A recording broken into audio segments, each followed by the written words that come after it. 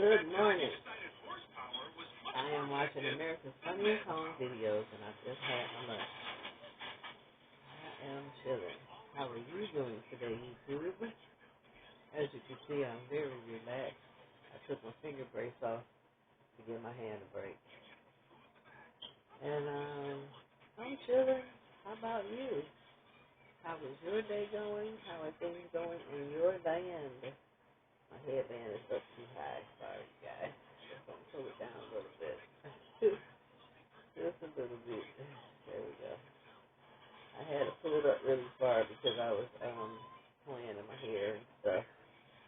And I had put my hair up in a ponytail because it was really aggravating me. Ooh, really aggravating my soul. You know how it is when you got the long hair. Anyway, I'm over here chilling. It's a good day for me. I slept well. I slept very well. How about you? Feels good to be alive. Feels good to be up. I didn't really want to go out and about though, so I decided to stay in. It's very chilly in Cleveland, very chilly. But we like it in the 50s and the 40s better than when it goes down into the 20s and the 30s. When it hits those 20s and 30s, that's when you get that really super cold chill on the car. You gotta scrape all the snow off and things just to get out and about. I am currently, like I said, watching the America's Funniest Home Videos, and it's pretty cool so far. What do you do when you wake up in the morning?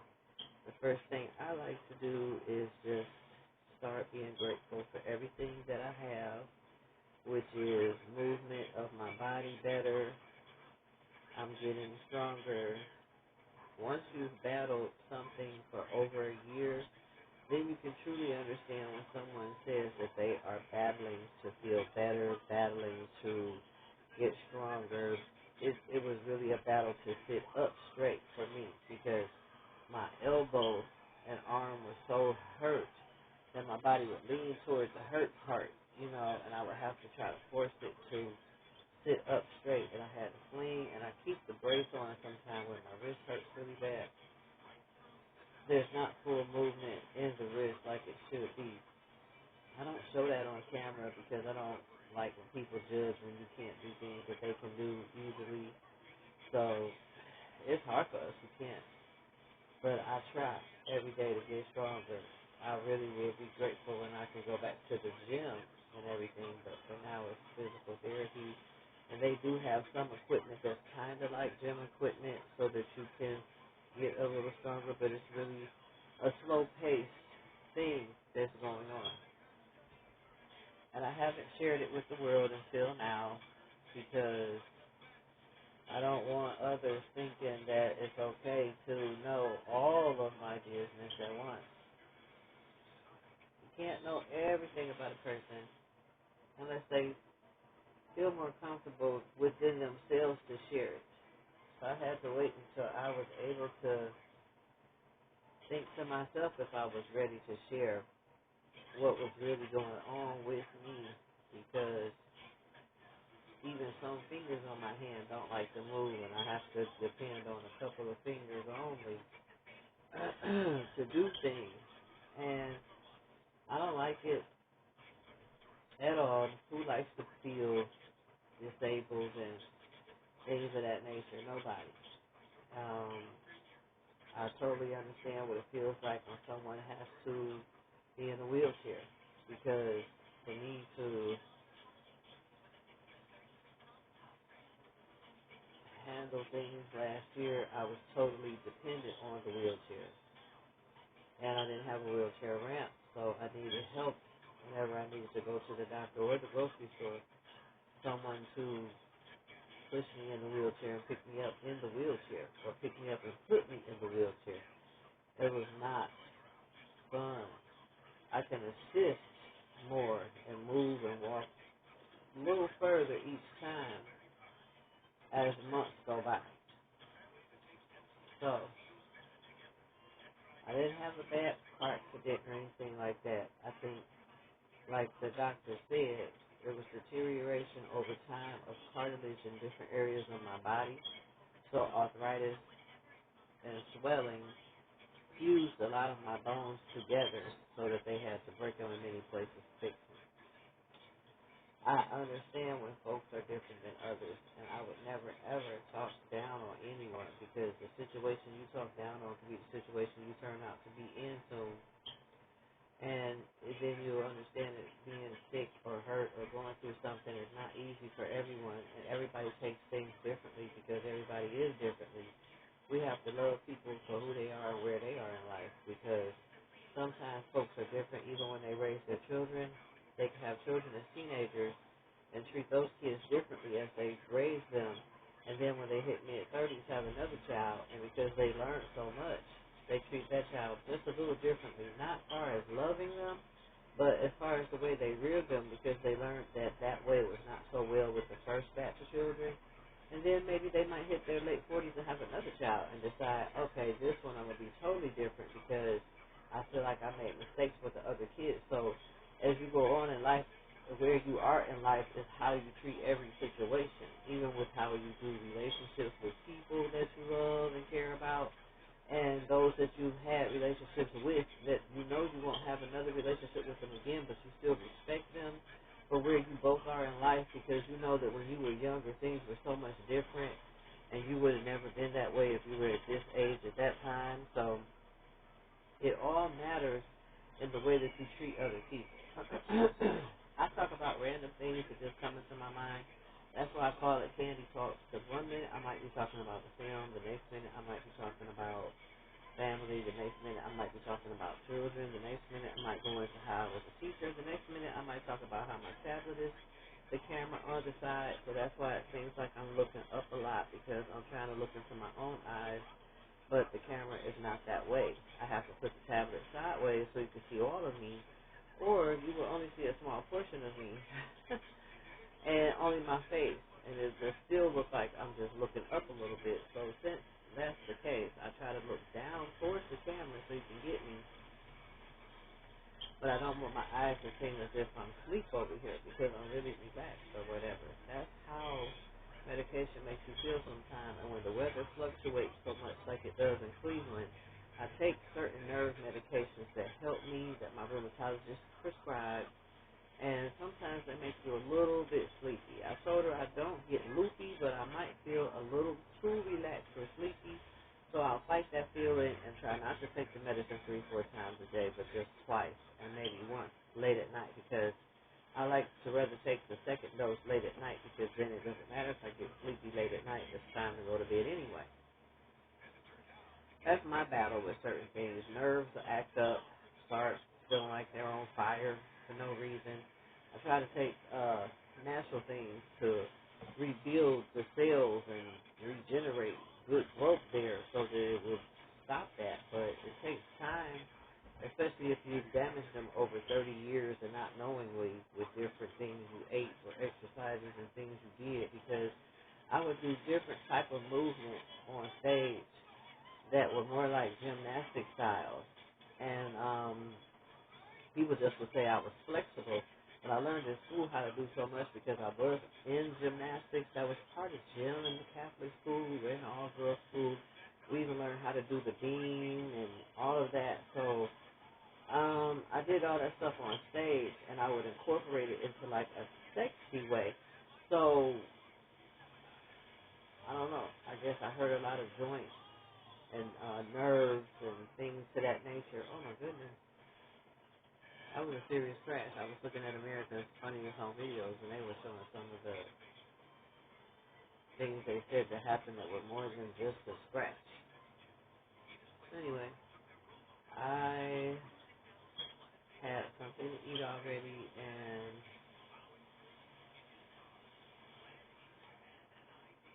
I think that I might go up and down the stairs for a while and try to exercise my knees a little bit, go up and down the steps a couple times to try to help them out, because that's a part of physical therapy. On the days that we don't have physical therapy, we're supposed to still do it.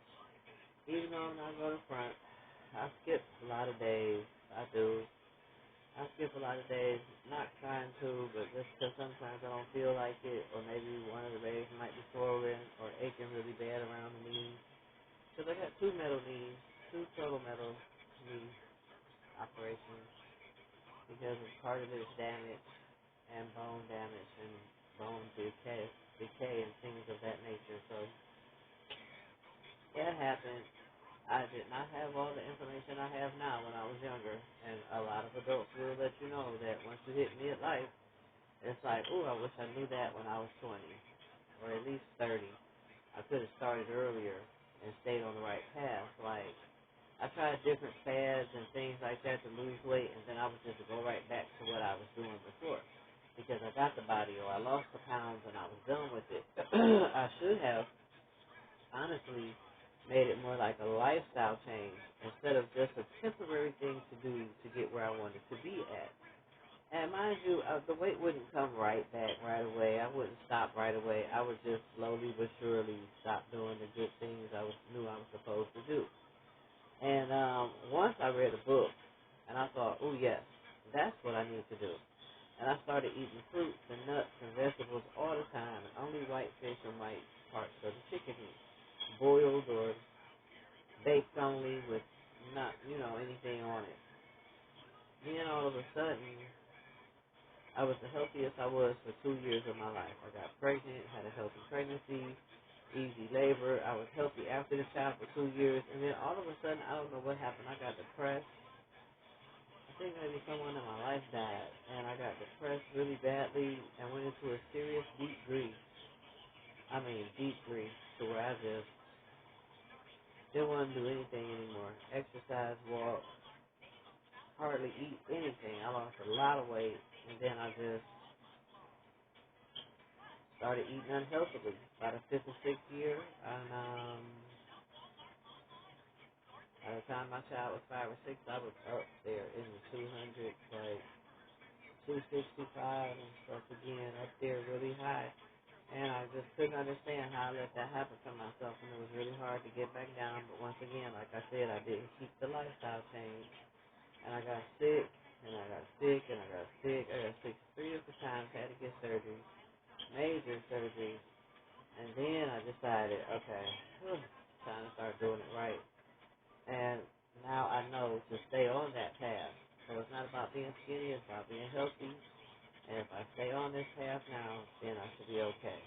Because I know now better than I knew way back then that it's nothing to play with when you're trying to be healthy. You have to really take yourself seriously and mean what you say to yourself, just like you want others to mean what they say to you. So how is everybody feeling out there this Tuesday in December? We have a major holiday coming up for the world, and everybody has different beliefs about it, but the majority of the world will be exchanging gifts because, of course, I have a friend that I always exchange gifts with on our birthdays and at Christmas. We slacked for a little while because of Corona and inflation and things of that nature, but now we're able to do a little bit something for each other for Christmas again. And that's about the only friend I know for sure will give me a gift. I have friends that I love and I know they love me, but that's just not something they've ever thought about. So it's fine. I don't gripe about it or ask them why. I just don't give them a gift either. And we'll hang out and be cool with each other at different times of the year. Just not around the holidays. So that's fine with me. Holidays, I feel, are mostly for the family anyway, to get closer and have more family time and do more family things together of that nature. That's what I really think holidays are all about. And people can have their own religions, their own spiritual beliefs, but I am connected to my Creator. I know that He died for me on the cross, and I will not stop worshiping who I worship. Other people can do what they want to do, but I every day call back all my love and blessings to myself, and I know that I can help others in a different way as long as I am full of what I need to be full of to pour into them. Because if you let yourself go empty, then you won't have anything to give anyone else. I feel like that is one of the truest sayings that I ever heard in my life, and others should adapt to things that they know are good for them, because self-care is important. You can't just always put your children, your significant other, your parents, your friends, your career in front of everything. You have to focus on the fact that you are here to be a whole individual yourself, complete within yourself with your own hobbies and loves and likes and fetishes and what you need to do for yourself sexually. A lot of people think that once they're successful, sex is not important. That's not true. Even if you have to schedule it with who you have sex with, it must be scheduled, because if you two are not having a healthy connection and a healthy release with one another during those times that you schedule it, then how do you expect to keep the relationship? There is no way you can stay together if you are not bonding sexually with one another. Yes, you can pray together, eat together, make money together. That's wonderful. But if there is no serious body bonding connection, then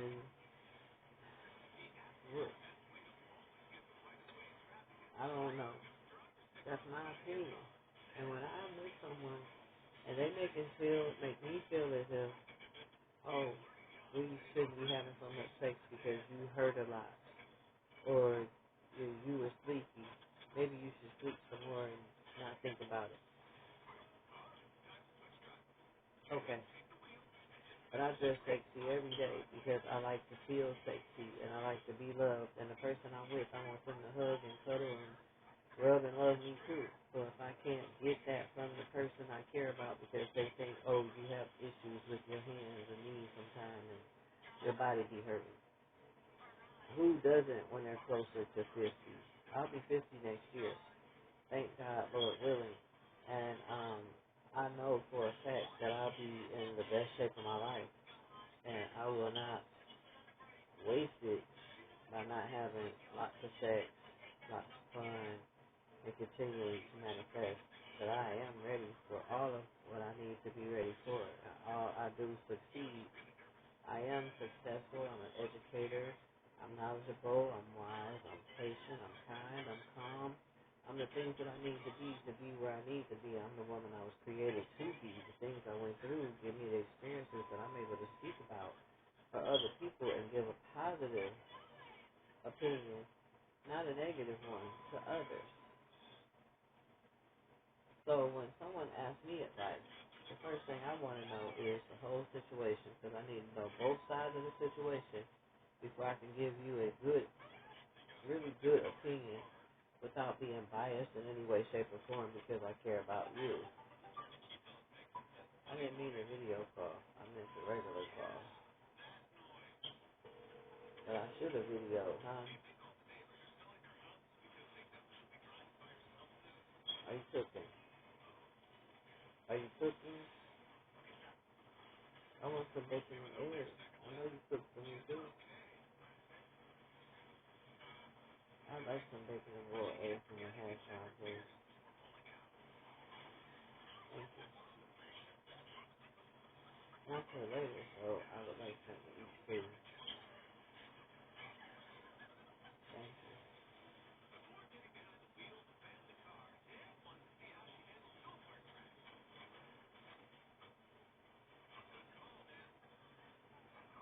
Let's,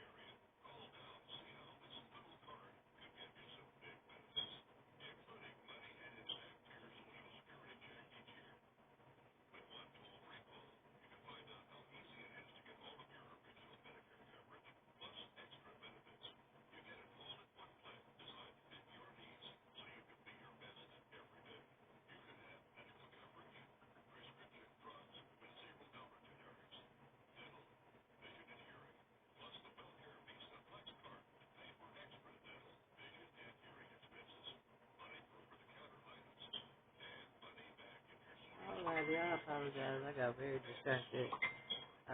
When your stomach growls, that's what happens. So I will get back with everyone very soon. Have a great, great Tuesday this December. And I will get back with you all. Thank you so much for listening to me ramble. And this is Candy Talk.